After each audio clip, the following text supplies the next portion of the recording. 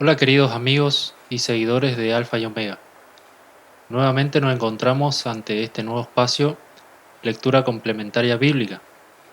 Y como lo dice el título, hoy les traigo este libro titulado Los Evangelios Apócrifos, escrito por Aurelio de Santos Otero. Este autor, nacido en 1927 en España, fue doctor, es doctor en realidad porque aún vive, a pesar de tener casi 100 años ya, es doctor en filología eslava y oriental. Estudió teología en Roma y filología en Múnich. Es decir, que estamos ante un erudito, una persona muy estudiada, muy especializado en el tema. La filología es la ciencia que estudia los textos escritos y en ellos la estructura y la evolución de la lengua y su desarrollo histórico y literario, así como la literatura y la cultura del pueblo o grupo de pueblos que los han producido. Este es el único libro que escribió Santos Otero en español.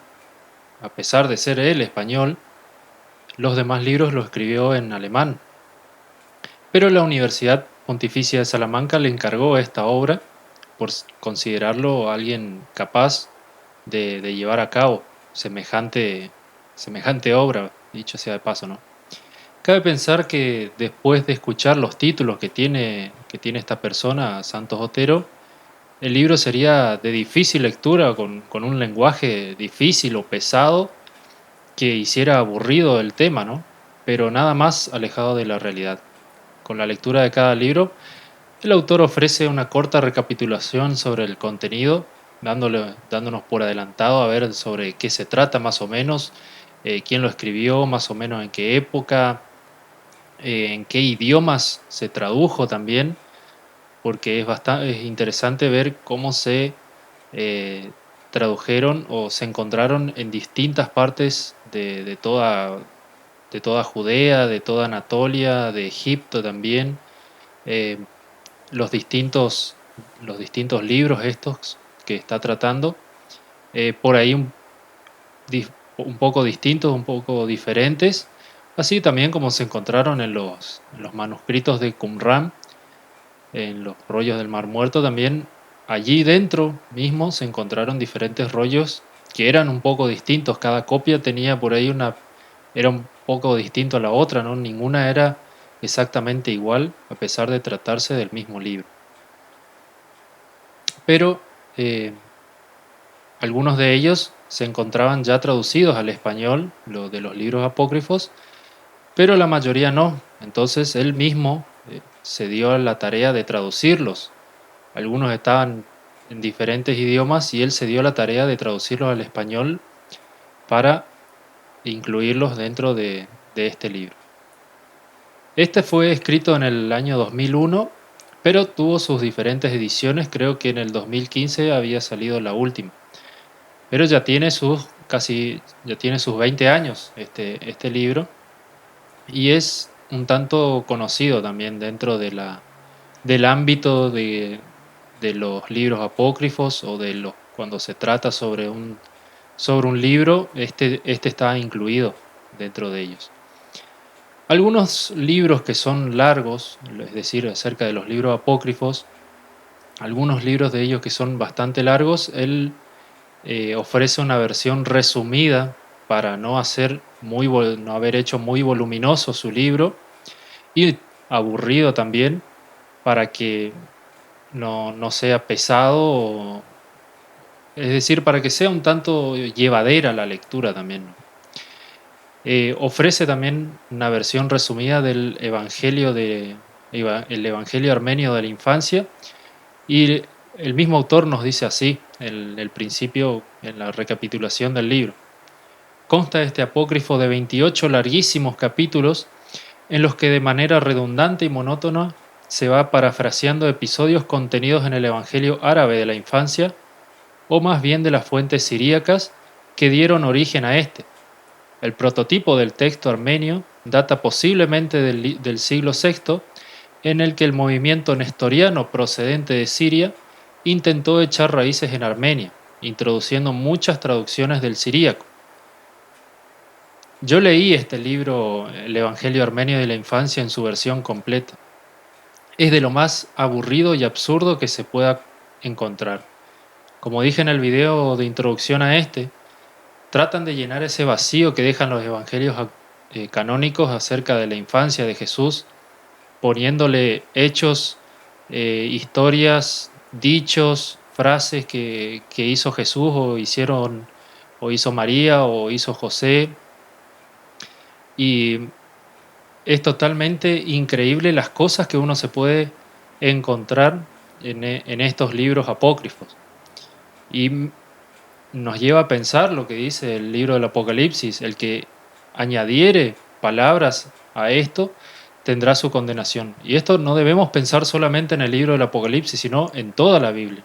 El que añadiere a este libro o cambiare frases tendrá su paga, tendrá su pecado y deberá dar cuenta ante el trono de Dios, ¿no?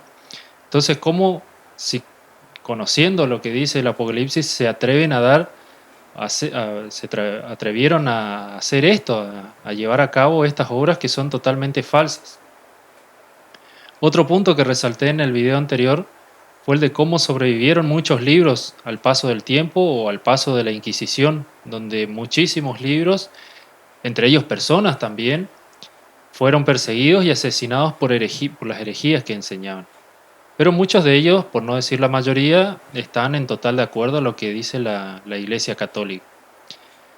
Por ejemplo, una de las últimas epístolas que ofrece este libro es la Carta del Domingo, donde dice que esta carta había caído del cielo en Jerusalén y su lector decía que allí, en esa carta decía que Jesús le instaba a las personas, a los cristianos más que nada, a guardar el domingo, que abandonen el sábado o las personas que no estaban guardando el domingo como día de reposo debían comenzar a guardarlo.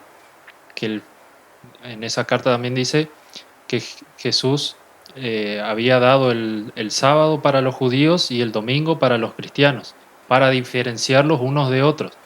Y también el ayuno los miércoles y los viernes, porque si no, comenzarían a haber catástrofes y otros tipos de plagas y distintas penas para aquellos que no lo guardaran.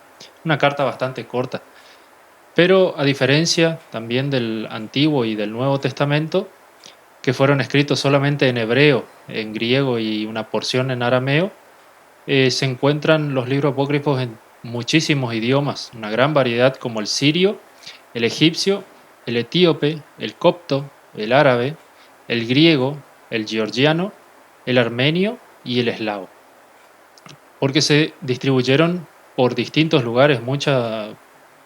Fue bastante amplio el margen por donde se distribuyeron estos libros. En lugares donde proliferaron estos escritos fueron Siria e Irán, donde predominaba el maniqueísmo, religión instaurada por Mani en el siglo III, la cual mezclaba el zoroastrismo, el budismo y el cristianismo. Imagínense lo que es esa religión, ¿no? Comenzó en Babilonia y se extendió hasta China, es decir, una importante zona geográfica donde se distribuyó este libro, los distintos libros, o esta religión del maniqueísmo. Y entre sus principales creencias estaba la de la eterna lucha entre el bien y el mal, que él decía que el bien era de parte de Dios y el mal de parte de Satanás, que el espíritu era de Dios, pero el cuerpo del demonio, y esto se ve reflejado en algunos textos.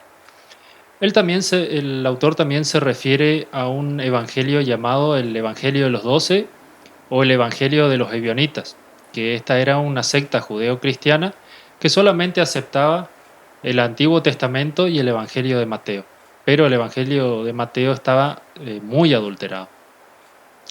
Entonces, para el siglo II de nuestra era, los 4 evangelios eran ampliamente conocidos por toda Judea, Egipto y parte de Anatolia.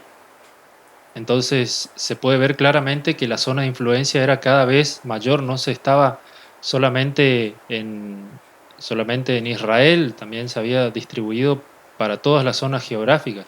Y asimismo también los evangelios apócrifos, que ya eran conocidos por todos los 4 evangelios, los evangelios canónicos, es decir, los de Mateo, Lucas, Marcos y Juan, eran conocidos por todos, pero ya al mismo tiempo estaban siendo adulterados. O sea, Satanás ya había comenzado a hacer su trabajo sucio y comenzó a adulterar por intermedio de estas personas los evangelios canónicos, las mismas palabras de Jesús.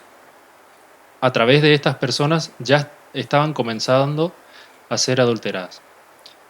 Y muchos de estos textos apócrifos hacen acopio de los evangelios canónicos, reuniéndolos en en un solo párrafo. Es decir, varias palabras de Jesús reunidas en un solo párrafo.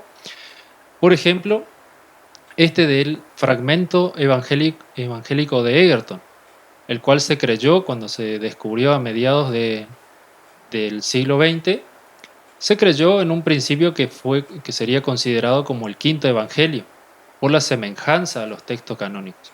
En una cita dice así: concitaron a la turba a coger piedras para lapidarle, todos a una, y los jefes echaron sus manos sobre él para prenderlo y entregárselo a la chusma, y no eran capaces de apresarlo porque aún no era llegada la hora de su entrega, sino que el Señor, saliendo de medio de ellos, se retiró, y he aquí que un leproso se le acerca y dice: Maestro Jesús, al ir de camino con unos leprosos y comer juntamente con ellos en la posada, he contraído yo también la lepra.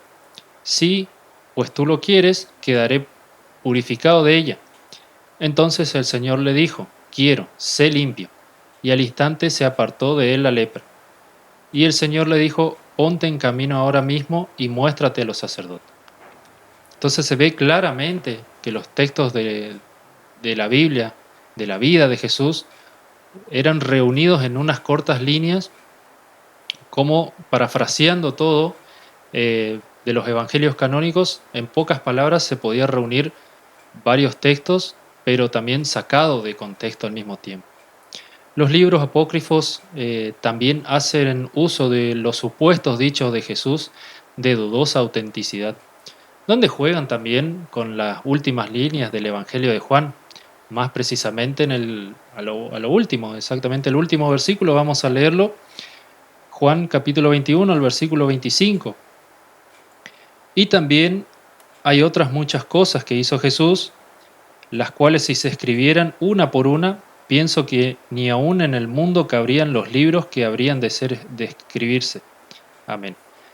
Por eso, se juega con eso, se jugó con eso.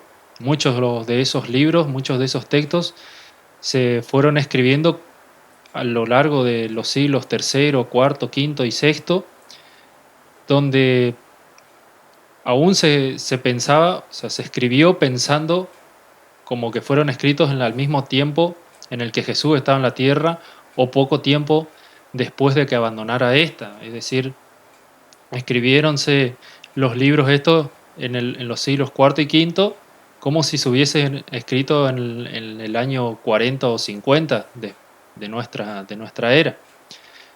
Por eso, para mí, este libro me pareció bastante interesante leerlo antes de comenzar a leer los libros apócrifos, porque reunía todos estos libros en uno solo. No está completa, obviamente la obra no tiene todos los libros apócrifos, pero tiene una gran mayoría, y como dije, ofrece los libros, algunos que son bastante pesados o bastante largos, ofrece una versión resumida, y también la encontramos en español, para que sea más fácil la lectura, ¿no?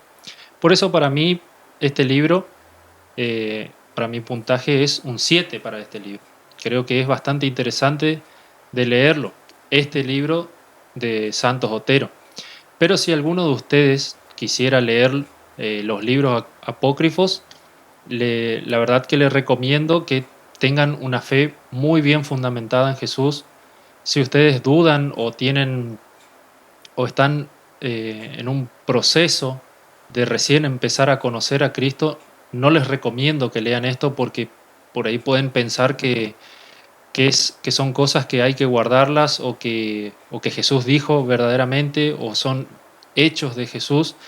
Pero si tenemos bien fundamentada nuestra fe, sobre la roca, eh, nos damos cuenta fácilmente que estas cosas son puras fábulas, son la verdad que te das cuenta que está mal o que no fueron cosas que las que hizo Jesús. Por eso les recomiendo que tengan cuidado. Hay que tener cuidado, la verdad, con cualquier cosa que uno lee, salvo con las Sagradas Escrituras.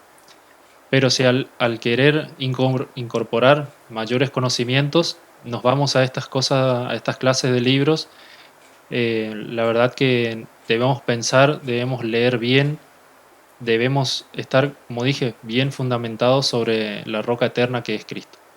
Por eso, para cualquiera de ustedes, este es mi deseo, compartir esta clase de conocimientos. Eh, Algunas de ellas pueden sernos útiles, comenzar a leer otros libros, pero es para el crecimiento espiritual de uno, y, pero obviamente siempre fundamentados en la palabra de Dios. Esto es lo que tenía para decirles sobre este libro. Muchas gracias y hasta la próxima.